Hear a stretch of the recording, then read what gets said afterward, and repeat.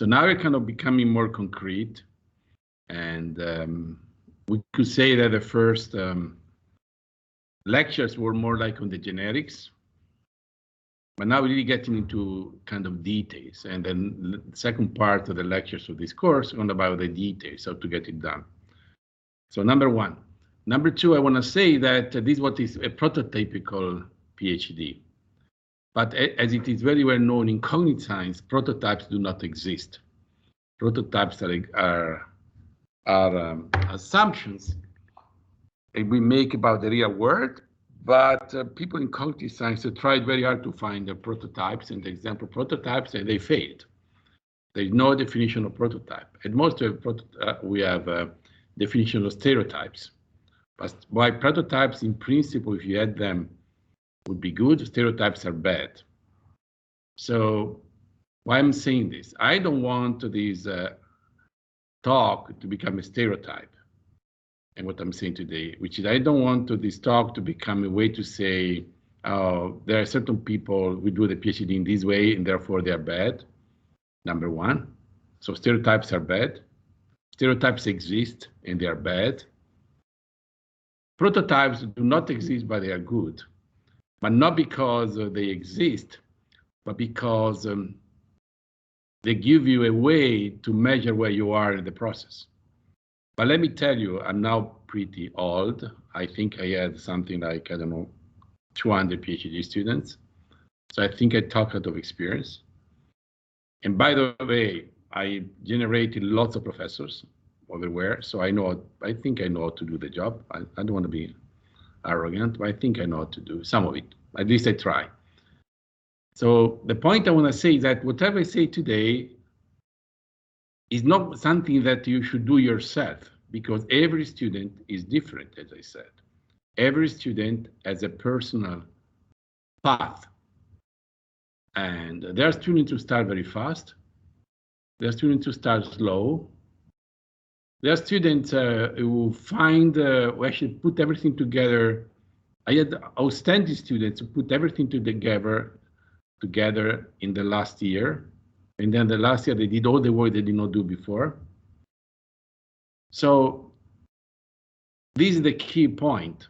Let me repeat. Do not take this as something you have to follow, but you take this as a prototype. So how do you use prototypes since prototypes do not exist? Use a prototype because this presentation and what is written in these slides give an idea what you need to do, right? Not what you need to do to get a PhD, because sometimes you get a PhD not without doing everything, and for sure some of you are going to do something better, but some of you are doing something worse. But so this is not the point. Let me also say that I had a relatively small number of PhD students failed to get a PhD. It's different from zero, but it's not big. So, as I said, this is really for you to take as a reference to know what you need to know when you are done with a PhD.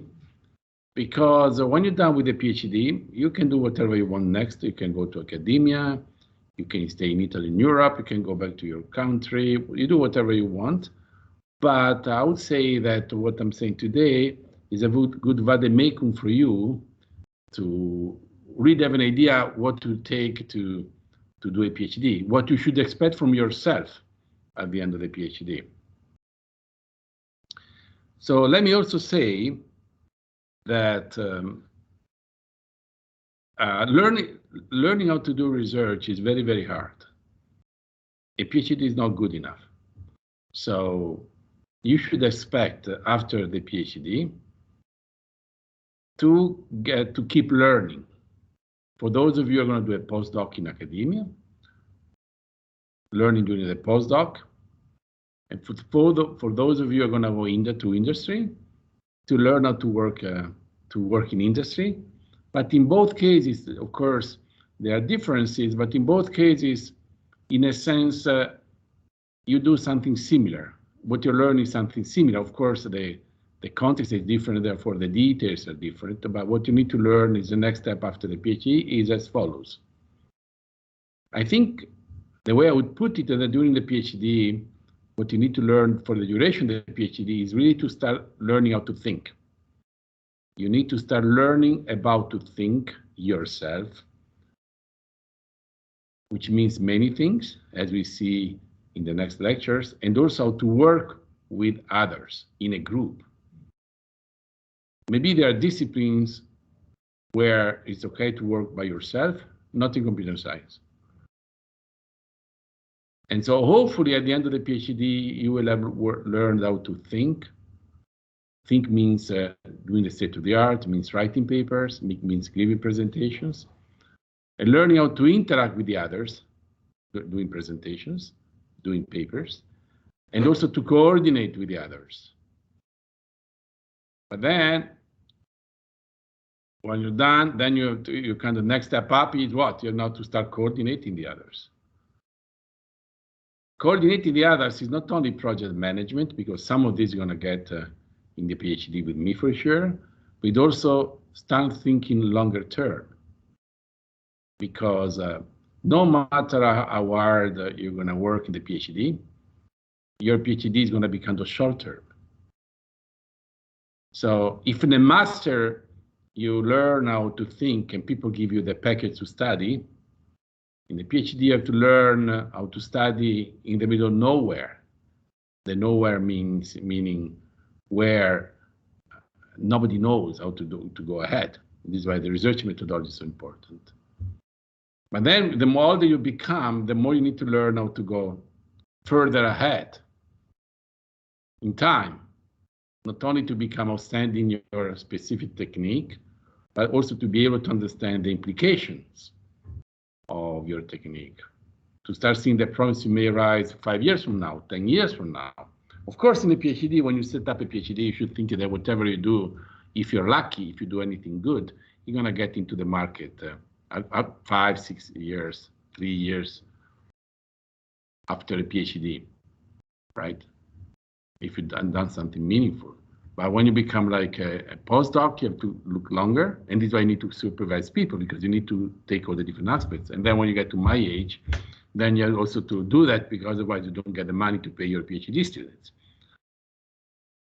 So all of this to say that, to put all of this in perspective. And so this is kind of the big umbrella argument. And given this big umbrella argument, which is the PhD is a first step for how to learn in a process at the end of which you're able to think, and also to think in particular in doing research, which someone could argue that is quite difficult. So this is the PhD. So given that, so let's go for the presentation. The way I've organized the presentation is as follows. There are 5 slides, 1 per year. Very simple. What you have to do the first year, what you do the second year, what you do the third year, what you have to do the 4th and the 5th year. And we talk about this more. And then some constraints. So there are like 5 or 6 slides. And let me repeat again, the timing which I put is just an indication. It's a prototype, right? So the prototype to use to think where you are. And also, what I would suggest for all of you after this talk, you go home, do the homework, and position yourself, right? So that will give you some kind of idea where you are in the process, what you need to do next. Okay. So first of all, in the US, the PhD lasts has no upper bound. I know people have done the PhD in 7 years. In Europe, in the UK, it is 3 years, but they are changing it. In Italy, we can do 3 or 4 years. And in Trento, despite being very against it, we did 3 years, mainly because 4 years means to pay 1 more year of your PhD fellowship. But you can, as I think I'll be able to convince you, even you can be not convinced, but this is my opinion. 3 years is not good enough for a PhD, and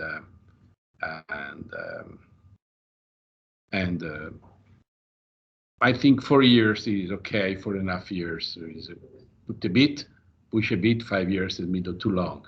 But depends, because each person is a different story. But even a very successful PhD, to me, would not be a good idea to do in 3 years. And you think you'll see why I say that in the end. So this is the first point. This is exactly why I've organized and sliding the presentations in this time. And I'm saying this because 4 or 5 years give you the time to fulfill and to exploit what you've learned. Remember that when you finish the PhD, no matter where you go, even if you do the postdoc with me, right, which means in the most easiest place, because you keep most likely do the PhD with me, you just keep working the same topic, right? Remember that the day after you finish with the PhD, of course you get an increase in the salary, but of course your admin work multiplies by 10, right? I have to do much more work. And therefore this has an impact. You have to learn the new phase. So a slightly longer PhD is better because it allows you to cherry pick all the results of your PhD.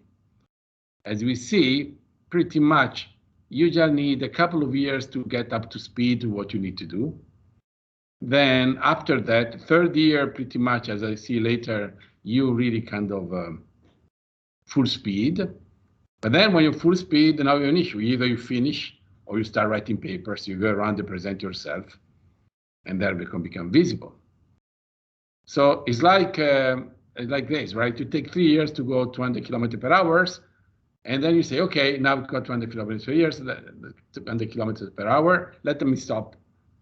I don't want any more prizes. I could win so many prizes, but I'm just stopping because I don't want to do something else. And you start from zero again, right? So even in my group, which I mean, if you do the PhD with me, you just have to start a new job. You have to get involved more and more into European proposals. You have to worry about the funding and so on and so forth. Of course, not my level, but it's a different responsibility. So this is why I'm going to organize this slide in these 4 or 5 years. And again, remember that it's a prototype. So the first year is the toughest. It's really the goal to create the foundations. So if you find it hard or almost impossible, that's okay. Everybody has this problem. If you don't find it hard, maybe you're not seeing the big problem. And of course, let me say, just as I said before, there are PhDs which start in a topic where there was already PhDs before. These are easier. The PhDs who are working a new topic, these are harder. By the way, let me also say why, for many of you, not for all of you, because as I said, it's a prototype. When I can, what I do, I take students 1 year before so that they really learn how to do the work bottom up. And when they come to the PhD, they know what they are talking about. If you're able to work before, these are accelerate a lot the first year, right? Because if you come from somewhere else, as for some of you as being the case, I mean, I'm sure that landing here is not being easy for you. That these kind of Martians being somewhere in Mars, where you're not living in your nice Earth, and they'll say what they're talking about. But that's normal. So but now the issue is, what does it mean to create the foundations? Get organized, right? I mean, I remember in the beginning when we started to organize the PhD, people thought that the PhD was just a longer master's. And they would just say that they came here, they were just being concentrated in taking classes. No, classes are irrelevant in a PhD. Classes are only important because they are an opportunity to learn from others. So this is why choosing the class is very important. This is why taking classes are important. But if in a master's, the classes are the end, in a PhD, classes are the means. The end in the PhD is to get your PhD done, to solve the problem and publish it. And so understanding this is very crucial. and cover the needy background, the famous state of the art. I mean, pretty much with all of you, when I have usually what I do with all of you in different degrees, usually when you come here, I give you some groundwork to do. You develop code, you take a class, whatever. And then I say, okay, now let's kick off with the PhD. What do? I give you like 5-10 conferences, journals. I say, now look around, find all the papers, and come to me and give me the 5 most important ones. I must say that most of you fail in giving the 5 most important ones. Some of you don't even give me paper, they forget. But it's part of the process, right? And also, I usually say that in a PhD, when you cover the necessary background knowledge, you should have seen at least 200, 300, 400, 500 papers. You need to position yourself. You know the famous invisible colleges that we talked about. This is how you do it. You read papers, you understand the conferences, you understand what the right papers, you understand what the leading groups. And by the way, at this stage, it's not really important that you understand everything, but you need to understand the flavor, just to begin with. Then we go deeper and deeper. And of course, by the time of the qualifying, you must have gone much deeper. But the point here is really have to position yourself in the literature. You really have to understand that, by the way, doing the state-of-the-art assessment is not an option. It's not something that you can delegate to anybody. I can teach at the beginning, but you have to learn it yourself. And by the way, if you fail doing the state-of-the-art assessment, you don't go anywhere. And this is what I call achieved scholarship. Remember, I gave you the presentation a couple of lectures ago. But the scholarship is actually broader than this, because as you say, in a PhD, you have to learn how to, on one hand, become, at the end of the PhD, you have to become #1 in the world, in the sense of being able to publish top in one specific area, but you must have a very broad knowledge. You must learn how to really cover many areas. So achieving scholarship doesn't mean in the first part of the PhD it really becomes, okay, I need to understand what I'm going to work on, but then maybe after the first momentum, you have to get broader and get bigger and bigger, wider area of expertise. Do not make the mistake of being limited, because right now everything is machine learning, everything is deep learning. 5 years from now, deep learning will be like KR. KR was like this 10 years ago. It's the usual ways. You invent a new technology, the technology goes to the top, and then, of course, in the end, it's part of how science goes, you hit the complexities, and then the new waves start, right? The new solutions will start. Already now, in machine learning, deep learning, you're seeing the new problems coming up. And of course, we are there because we do work on data sets, we do work on KR, and so on and so forth. But remember that I suppose that we find something wonderful in KR now. 5 years from now, 10 years from now, it's going to be obsolete as well. It's not that there is a technology which solves it all, right? Given a problem, this is how science evolves, by problem and solutions. So this approach of achieving scholarship is really fundamental for you as a mental attitude, to be open-minded, not to make the mistake to be connected to your single topic, but to be open-minded. Upgrade the vertical dimension, that's easy. Identify the research problem, right? You have to identify the research problem, right? I mean, the famous what? And put in the why. And learn how to make presentations. Try at least 1-2 public presentations. And this is why we have the seminar series. And of course, as I said, you are very good in escaping them, but that's a major mistake you're making to yourself. It's really a major mistake you're making, because learning how to communicate your ideas is fundamental. So, and as I said, I think already, you're lucky that you're in a big enough group where you can give a presentation in front of people that if you say something silly, they just don't tell you that you're stupid, as is going to happen in a conference.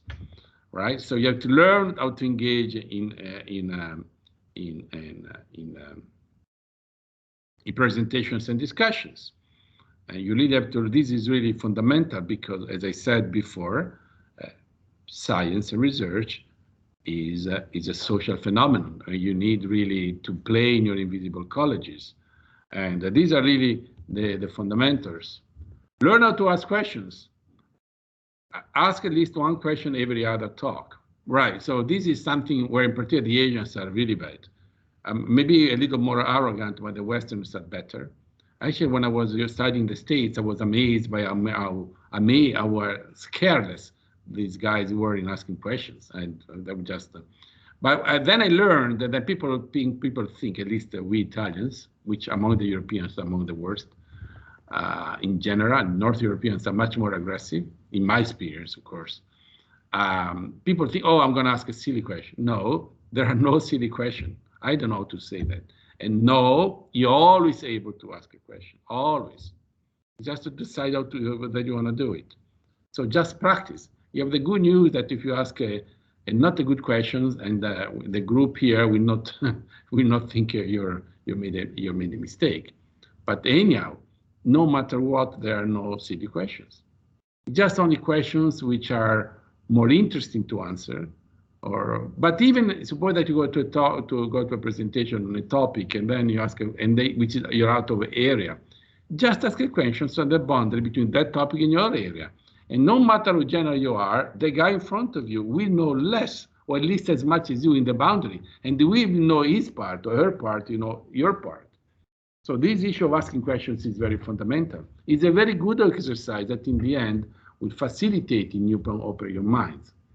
So right now I saved you because I'm giving all this series of presentations, but I do know that Xiaoye is having a hard time in asking questions, in getting to give presentations. And I do know, and I do notice that some of you do not put enough effort in preparing presentations. I mean, so what is the bottom line? I'm telling you how to do it if you, and I'm pushing as well. But ultimately, you see, I cannot tell you what to do. You're a PhD, you're grown up. So you do whatever you want. In the end, whatever you don't do is going to be your problem, not my problem, right? So if you don't ask questions, it's not me that it gets, if you don't know how to write papers, it's not me, it's not my problem, it's your problem. And by the way, remember that also a mistake that sometimes I make is that I cannot teach you how to ask questions because I will teach you to ask questions in my own way. I have to tell you to ask questions in your own way. You have to learn to make presentation in your own way. This is a key point of the PhD. So sometimes a push, but maybe it's a boundary because after a while it's up to you. So this is why maybe a presentation like this is good because it gives you some boundaries. It's a prototype presentation. So at least you can check it by yourself. You go through the items, first year, second year, where you are, and then you say, okay, in this one I'm good enough. And then you can say, okay, in this one I'm not so good. And then you can ask yourself, okay, now what I'm going to do. You can say, okay, I don't want to do anything. I mean, I don't want to do it. I don't want to learn. Fine, it's your life, right? Of course, in the end, you don't get a PhD from me if you've not done the work, as I said before. But as I said before, getting a PhD is in a sense the easy part. Because what you really want to learn, you want to learn how to do research, how to think, and how to do something good. So that when you get out of here, you really have ideas and you can actually get interviews, both for faculty positions and for industry positions, and you know what you're talking about. And for sure, this will have an impact in getting very good positions, right? Remember that no matter that ultimately when you have a PhD, you're going to go for interviews, and what you know is what you know, right? And they're going to get interviews, and what you've learned is going to be how you proceed. Right, they get the writing papers. Get the paper accepted, right, if you're lucky. It's not obvious. Now I decided to accelerate for all of you. It's not easy, maybe a workshop. Maybe if you were lucky enough to be in a mature area, you can even go to a top conference. And there are all a strategy. The details of this you learn by doing, but this is something you have to think about where you should achieve. So you see, in a sense, what I'm saying is really because ultimately asking questions, making a presentation, writing a paper, and solving problems. Solving problems may mean like developing code, learn how to interact, and so on. And in fact, Ultimately, they pass the qualifying, and which is kind of the result of all of this, and many more. And ultimately, the first year, the ultimate point is really start learning how to think, start learning how to work, and start learning how to know what you do not know. It is very interesting. I already said this, but let me repeat.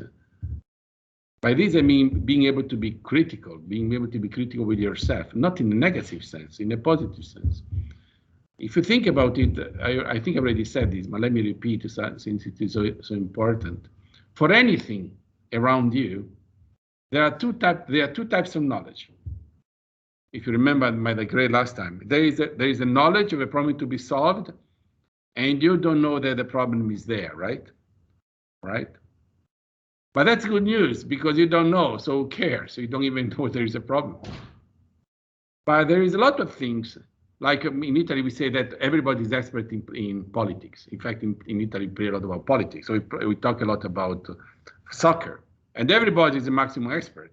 But it's the bar talk, the pub talk, right? So we all think we know.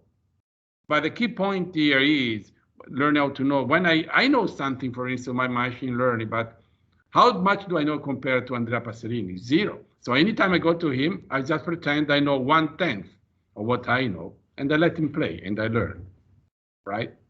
And then if it comes to KR, maybe I just, since he's, of course, he's senior, just play the opposite.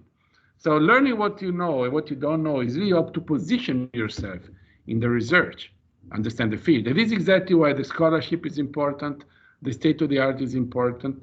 It is important to know that certain things you don't know, right? So this is very crucial, because if you don't do that, you go in a presentation, and this is what I told you many times when I was preparing for the qualifying. Be careful. Check the qualifying committee. Be careful with what in front of you. Not what you don't know, as I used to say, what you don't know is infinitely more than what I know. But what matters in every modern time is what you don't know in front of the problem to be solved, what you don't know in front of the person interacting with, what you don't know in front of the presentation, the people listening to the presentation, what you don't know in front of the people reviewing your papers. The positioning is fundamental. This is why we do the state of the art. That's fundamental, okay? And this, by the way, is by far, to me, the hardest part, okay? So anyhow, by the point of my end of first year, I mean, when you're out of the first year, you're really in good shape. From now on, I mean, like the second year can start becoming flat. And you build up. The second year, at the end of the second year, if the qualifying went well, you should have an idea what you're doing. By the way, it doesn't mean that you understand everything, right? Don't be confused. If you understood everything in the second year, then this means what you're doing is not a PhD problem, because it takes more years, right? But at least you have some sense of direction. At least you must know your community. You must know where to look for the papers. You must have a feeling where you need to go. And by the way, you should have learned how to interact with me or your advisor better and exploit me. All these issues we're talking about last lecture about how to ask me or anybody, interact with the others. By the way, it's not only an issue of interacting with me, it's also an issue of interacting among you. It's an issue of exploiting. We are a large group. You have a lot of opportunities for you to exploit. Don't make the mistake of talking only to me, right? This is why actually, by the way, in the office allocations, try to mix things up in them so that hopefully I would favor the interaction between people. So, as I said, is already. So second year, build up. You should have a first piece of code running. In my group, we have to write code, right? Or to do something similar, which is building theories or whatever. But you have to have something concrete, a deliverable, as they call it, right? And we should have a solution. Remember, having a solution means also to have the evaluation. Solution doesn't mean that something you think evolution, but it's something that other people can argue as a solution. So the second year is really our kind of at the end of the second year, you should really be on top of your research area. I mean, maybe not really top, but you should really be able to understand pretty much all papers that you read. I already told you last time, I'm repeating now. I remember I told you at the beginning that the first year you have to read thousands of papers on the state of the art. It's not, but then after the first year you're done. You keep doing it. Every month, every week, you just go and look at the conferences. And maybe you go look at more conferences. Maybe you look at more journals, right? So on the second year, you really have to become very knowledgeable in that area, right? And really now the time to go to top conferences. With the idea semi-solved, I don't know what I mean, role drive. I think you drive the writing. Yeah, I think you meant you drive the writing. Okay, no. With your idea semi-solved, why I mean semi-solved? Because a conference, there is no space, there are not so many pages. The problem is when you publish in the journal paper. So you need like 25, 30, 50, 70 pages, up to you. There are people who solve smaller problems, people who solve bigger problems. I think my bigger journal paper, which I think is an AI journal paper, I think is 65 pages, well, a poem, pretty much. But it took me 4 or 5 years to write it and to find the solution. You drive the writing. That's fundamental. They're fundamental, and you'll notice now that you'll notice in the future if you pay attention to it. There's a big difference between others driving the writing and you driving the writing. So even at this level, and by the way, we're just going to writing the paper in the next lecture. I mean, usually even the second year, maybe even up to the third year, I give the index. And people say, why do you bother by the index? Because the index is the hardest part. I mean, as you see, like the title of the index is the hardest part, is a full argumentation. And that's something which takes a lot of time to write. But then the issue is that I give the index to write a section, or I give a rough index, you refine it, and others write a section, you just finalize the paper. You come up with the index, right? You understand our levels of maturity in your understanding of the problem, right? Okay, and for what? For a workshop, for a conference, for a top conference, for a top journal. By the way, in my opinion now, top journals are easier than top conferences. Because top conferences is just like Nijikai, like 30%, exactly when I got mad. Because like 2 or 3 years ago, I got a paper rejected out of a 5-minute review. And so I got mad. That was the first year they were doing it. And but you see, right now, 30% of the paper this year, 30% of the paper in Nijikai got the DEX reject, which means rejection after a 5 minutes review, right? So that I think is too much. If you count like a AAAI, NeoRIPS, Nijikai, I don't know, the acceptance is like 4%, 5% is just too much. A journal, even a top journal, if you've done the homework, I mean, at least you get a second review, you get a third review, you discuss, there's more time, right? So right now in AI, which is what we do mostly, we all go to top conferences, we have to do it, but I think going to journals, top journals, is an easier path today. So top conference, but top conference at the second year is okay, top journal, I mean, we need maybe, it's hard to have, of course. This is a prototype pattern, right? It kind of follows the issue, right? Give as many presentations as possible. I know that you don't like this, but then you change job. I mean, like then you go to industry. I mean, as simple as that. I mean, like if you want to do academia, you have to present like me. Today I'm giving a presentation. After this, I have another presentation for another hour for a conference in South Africa. So, I mean, it's part of life. I don't think I'm a good presenter. I speak fast. I don't, as you know, I interrupt my sentences. What can I do? This is what I am, but I just have to do it in my own way and try to, anyhow, in my own way to just transfer the message. So you have just to practice. So again, just stop being pedantic and then not to give a presentation of the group. By the way, as I also said, Another major mistake that people do is that, you see, I give presentations in the group and then I go to conferences. No. The best way is to give presentations everywhere. So if you like give presentation in Torino, give presentation in London, give presentation in China, give presentations. You understand? And the second year, you should start giving presentation in semi-friendly environments. I mean, I'm not saying that the second year you're gonna. To me, the most aggressive place where I gave talks was Imperial College in London and Stanford. They were really tough. I like it. And I don't say to go there, but I mean, you just have like just to practice semi-friendly. I mean, place where maybe you know someone, so when they think you're saying something not exactly, they will say, you know, maybe you forgot this, instead of just telling you that you're just wrong, not stupid. I never heard anybody in a conference saying you're stupid, but this is really have to do it. And this idea, and even in other groups here, even in FBK, you understand? You just have to learn how to express yourself. And if you don't want to do it, you don't do it. Your problem. I mean, what can I say?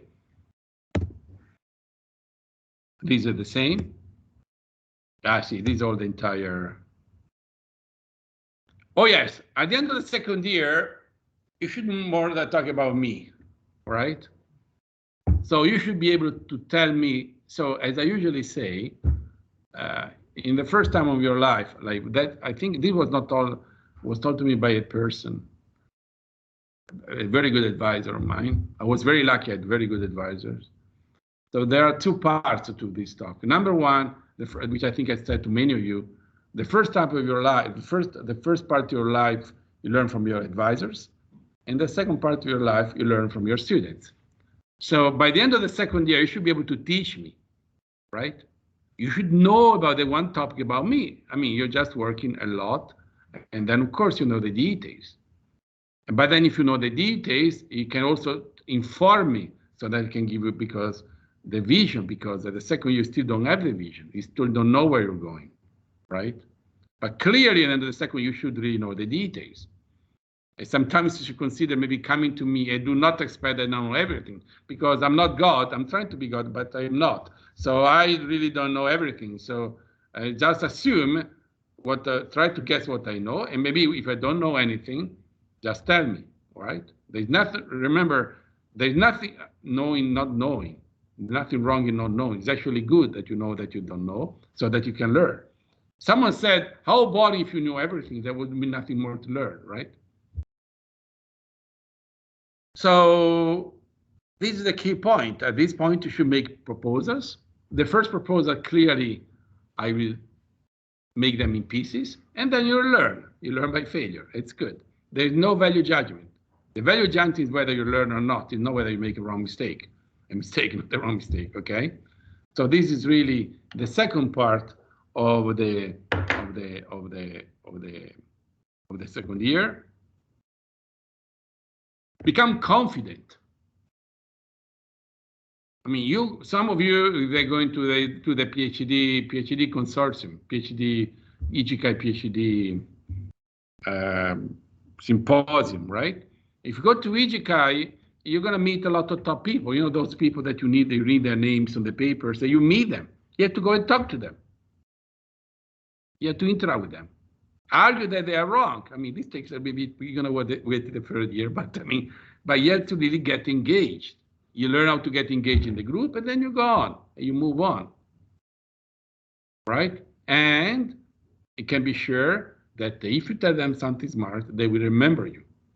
Let me repeat. People cite people before citing papers. And you can learn a lot, because in our community, people teach. I mean, there are most of them, I would say. Then some people are more open, some people are less open, but that's the point. So this is the second year. At the end of the second year, you should really build up, right? You should really start feeling confident. You should really be able to talk in semi-friendly environments. Maybe not ready for the big fight, but I mean, you're practicing, you're building up muscles, right? Third year, you close the circle. And I think now you understand the story, right? I think now you see the kind of the pattern, right?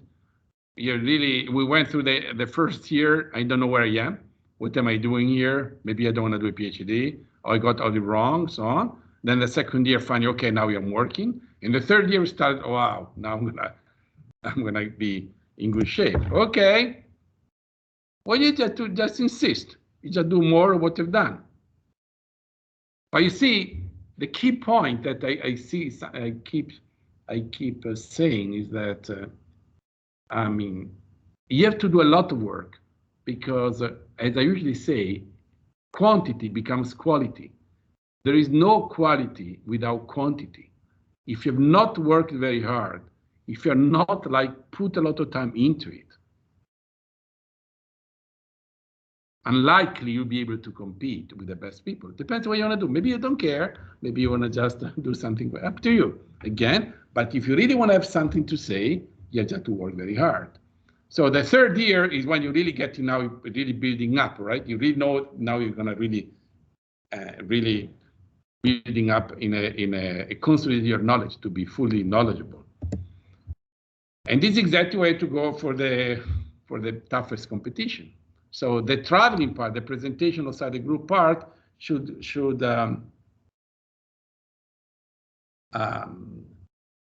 grow, right? I mean, if you don't go out, you will be known because you've been my students. Why I would like you? I would like to be known because I was your advisor.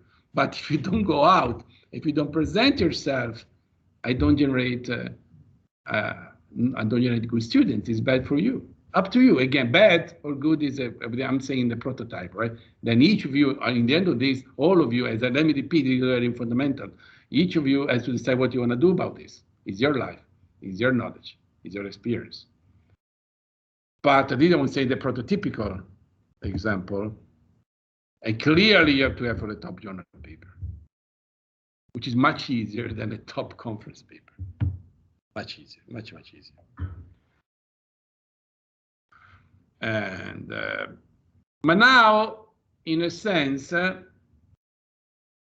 I mean, if you've done it, what have you learned? You have learned how to do research. You have learned the full cycle. But you see, the point is that the next problem you need to solve, both in industry and academia, is going to be a different problem.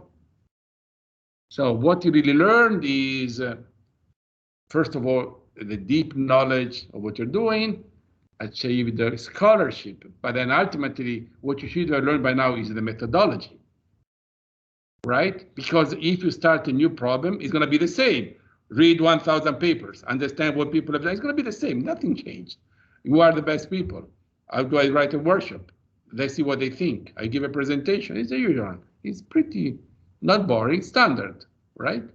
So what you do? Set the basis for extensions.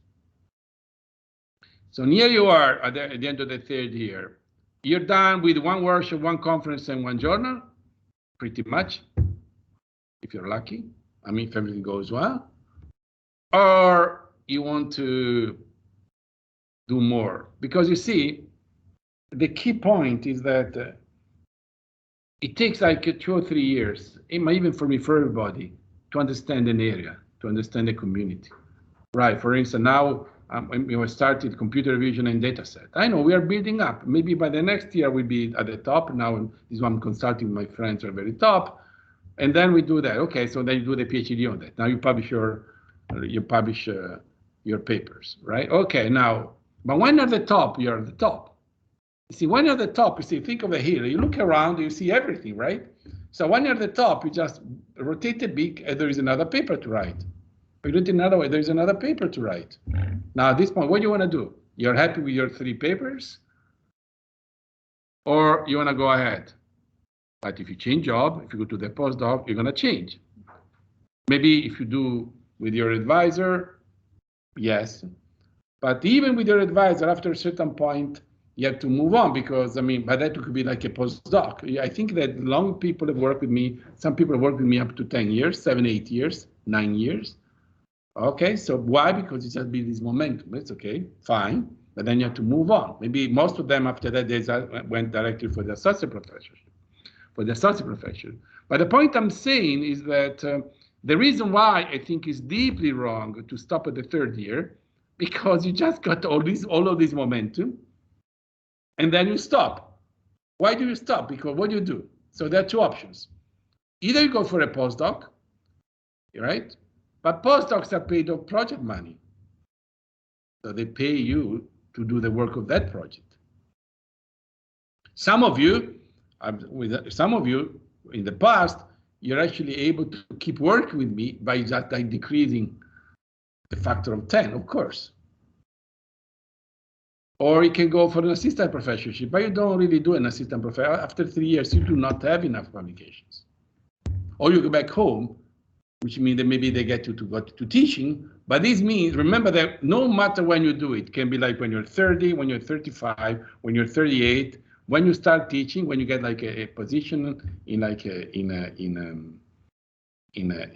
academia, or even when you go to let me say this I know better, for 3 years, you do not do any work because you have to prepare the slides, you have to understand where you are, the slides for the classes, you have to prepare the material, you have to get organized, you have to learn the new job, right? So when I say that the PhD is a lost moment in your life when you're paid to study, I mean exactly this. Also, there's another point, which is that assuming that you go for a job, right? When you go for a job, if you have more publications, you're stronger. So if you have learned how to write papers, because some of you in the past did not succeed, and clearly there are levels of success, right? But clearly by the third year, you write a paper, I give you the hints, most likely in the first year, my paper is first, and then it moves last, okay? Now at that point, it's just a matter of writing papers if you know how to write papers, right? So the extensions are very important in the third year, and then I get also the fourth year just because of this reason. Because it's like you have been on the top of the mountain, then you just go back without forgetting what all the work you've done, so you're not exploiting. Now, in Trento, there is a requirement, and I'm going to the last step, that during the 3 years you go 3 months abroad. As a mandatory, I was against it, but one of the many things where I failed. So in the early days, when we started the PhD, like 25 years ago, was why so? You go abroad, why? Because you want to achieve international dimension, right? In many places they do it, pretty much all over Europe, not in the US. So it's like the minimum papers requirements. I believe, and here I'm arrogant, and in my group, people do not need to go abroad to be international. I mean, we have too many projects, there are too many international community. We do this. I don't think we need that. So I still believe that going abroad is still useful. So now the question here, do you go abroad to do what, right? So for instance, some people go abroad in some groups, even here, they go abroad the second year. Why? Because you get a new visibility. I don't think so. I think the second year, you just have to work very hard in getting your work done, in getting momentum, and so on and so forth. So why do you go abroad? And by the way, we need to plan for going abroad for some of you now that I have in my agenda. Please come talk to me. So yeah, go to abroad. I see like two main options. Option number one, we find a person that we want to work with. All right. So we contact the person first, and we go there to solve the problem, possibly writing a paper. So you go to the place, you stay there, and out of that, you get something to learn that I could not teach you because no matter how much I know, I don't know everything, as I said. So you go there and you collaborate, you work well, and if it is a strong group, and if that guys have money, this is actually a very good way to get a postdoc later on. Option number two is you don't go abroad for 3 months in one place, but you use this period to go in multiple places and give presentations. We still make the same sum. But you go around to get known, to give talks, to learn, to get international, to know people. As I said, and maybe I said this, I mean, you see, these invisible colleges I was talking about is a very interesting invisible colleges, right? Which is the invisible. I've known people for 30 years. A friend of mine in particular, we met in Detroit in 1991. This is actually one of my best friends. We meet every year, 1 week at the same conference, always. Now with the COVID, it didn't work like this. So what I'm saying that you go to a place, you know people, and then you get the contact, and then it's not that I invite him here. When he works in Los Angeles, I go and talk to him in Los Angeles. Then he sends me students, so all this kind of stuff. So going these places is also to build your own connections. Because right now you're all students, but ultimately some of you go to industry, some of you go to academia, but you build a network. And this network is going to be the network. And then, so for instance, and then maybe this guy organizes a conference and say, okay, I need someone from Europe. Okay, I know one guy. Fine, or whatever, and so on and so forth. So this networking, so it's all networking. But from my point of view, the way, and this we need to do the planning for each of you, and this again, it depends on the individual, is really building the network, either for writing a paper together or just for exercising yourself in being international. Okay? So all of you, when you come to me, and as I said, I have it in agenda, we'll have to do it in this perspective, which is how we do this. By the way, for those of you who work in European projects, in principle, this is not needed because the European projects give you this internationality, the national dimension for free, right? It's for free. And clearly, this is a very good opportunity to know people, but not all people are working in European projects and so on. But again, they use the European projects as a way, for those of you who work on them, as a way to build connections.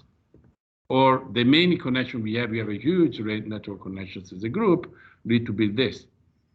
Okay, so 4th and 5th year, I think 5 years is too much. I think 4 years is okay, 4.5 years, if you really want to exploit. So exploit, right? Exploit. Let's do more.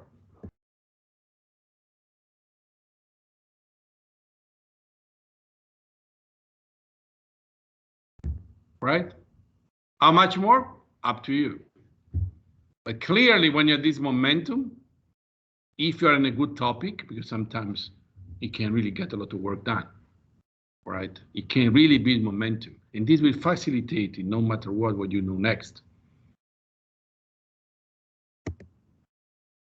And then sometime, and this also what you do next, right? I mean, I think the 4th year is also very 4th, 5th year, 4.5 years, whatever, is a very good moment to start looking around. You want to choose what you want, and maybe it could even be with me, but depends on the situation, depends whether there is money, whether there is a topic, and so on. But then you really have to look around for a job or for a postdoc, or maybe you just go home. Up to you. That's okay. But it gives you the time to really finish gradually and really fully exploit what you're doing. Okay. And I'm saying M3 because M3 month 3, of course, because I'm saying it takes time. Don't do it in a rush. So, for instance, when I was in Edinburgh, they would plan. Alan Bundy is a very famous, now he's retired, was a very famous professor, and he taught me a lot. And what he used to do that in the 4th year, he would allocate money for the person to go in 4 or 5 places and give talks. Because one thing is to give a talk to apply to a position. Another thing, you go to a place and give a talk. You go in another place, just take like 1 month. You just travel, right? You just give presentations, as many as you can. It's a usual game. There's nothing new. But at this point, you may have met people at conferences. You may have people inviting you. You just build a network, okay? You cannot do this in 3 years. And after 3 years, what do you do? In October, November, what do you do? Usually we do it 3.5 years at minimum. because 3 years is just, you don't see what you do next, right? I mean, you don't have time to look for a job, you don't have the qualifications. Sometimes people are lucky, but I mean, this is the prototype example, right? Prototype pattern, I'm not saying that. But this, I think, gives you the motivations. And exactly start sending applications. But again, one thing is to send an application, and if you go there, you give a presentation. Another thing, just to look at CV. Or clearly, by the way, in this thing, when you apply, in particular in Europe, I mean the Western world, I'm also in China now, they're asking me, and also in India. They ask a recommendation letter from me, right? So that's okay. But one thing is to just get a recommendation letter from me. And another thing is that people know you. People have learned and they heard you, right? That's a major difference. By the way, in the recommendation letters, I never cheat, which is I say in the nicest possible way what I think about you, but I never cheat and never say something which is not true. Why so? Because if I say once, if any person would send me a letter with a recommendation which is not truthful, that person is done with sending me students. You understand? So since I wanted my students to move on, it's just a matter. If I say to someone is doing something, this is what I mean, and this is what is the case. All of this to say that ultimately, at this point, you're already grown up now, but this year, 4th year, you really have to really play the game yourself. And if you think about it, what I told you in this full story, I told you, 1st year, you're in the middle of nowhere, you have to understand your pattern. But then 2nd, 3rd, 4th year, and maybe even 5th year, you just have to grow. And what you have to do is very simple, it's very clear. And from your point of view, you can really understand where you are in the pattern. Okay? One point here, I want to say that this growth is non-linear. It's not that you grow a bit at the 2nd year, you grow a bit at the 3rd year, you grow a bit. No, it doesn't work like this. It works that maybe for the entire year, you're in the middle of nowhere, you get a lot of complaints to me, and then one day you come to the office and you give a presentation, I tell you have done it. This is the jump. Learning is discontinuous. Learning how to do a methodology is discontinuous, right? Why I'm saying this? Because if you hear me complaining, just don't give up. And maybe tomorrow it will work. And it's interesting that you never know when it happens. But I do know, and when I say that, I'm telling the people, now we have done it. If I tell you now you've done, learn what you've done it and keep doing like this. The way you learn is first incrementally, then you have usually the big jump, and then after the jump, you keep going incremental. But the big jumps, in the PhD, there are at least 2 of them. At the end of the 1st year, you have to understand where you are. I mean, as simple as that. And around the 3rd year, you have to decide the game you want to play. You want to really play the tough game or no? And maybe why the first one is necessary, the 3rd one is optional. Maybe you just say, I don't care. I don't want to do this. I'm happy. It's okay. Nothing wrong, right? But there is 2 jumps. I want to put constraints and opportunities. Read the node vademecum. I mean, we tell you everything where it's organized. We have a lot of organizations. Is the link here. I mean, I know that you're not reading. Now we're going to produce a new version. It gives a lot of hints. Qualifying, I taught. PhD courses, right? I'm just going the constraints and opportunities. I'm just summing up the way it goes, right? Like, for instance, summer schools. Some of you go to summer schools. Of course, when I see one, which is irrelevant, I tell you, maybe you want to go there, but look around. There are summer schools. 1st year or 1st half of the 2nd year, maybe if a summer school is around, you should do it. It also is a way to, you can take summer schools as substitutes for the classes here, right? So it's a good opportunity. Why? Because you go there, usually summer schools in very nice places, you usually get good food, you enjoy it, and then you meet, you build a network of people. You see them, they do in the summer schools, they usually give homework, you work very hard, you go there, work very hard. Don't go there to do vacation. Maybe you can take a vacation after they last, but you have really to build a network. But again, I don't look around for summer schools myself. I don't need to go to a summer school. If I see one, I tell you, look around for summer school. There are lots of them. There are summer schools on everything, how to cook, how to drive, even how to do research, how to do like KR, machine learning, deep learning, as much as you want. Seminars, yearly approved to the next year, which is, by the way, you may not know, but any year I need to approve your work. Right? Yeah, as you know, you have to write, I have to approve, and I write my complaints about what you have promised. PhD thesis and public presentation. I'm just going through pretty much the deadline.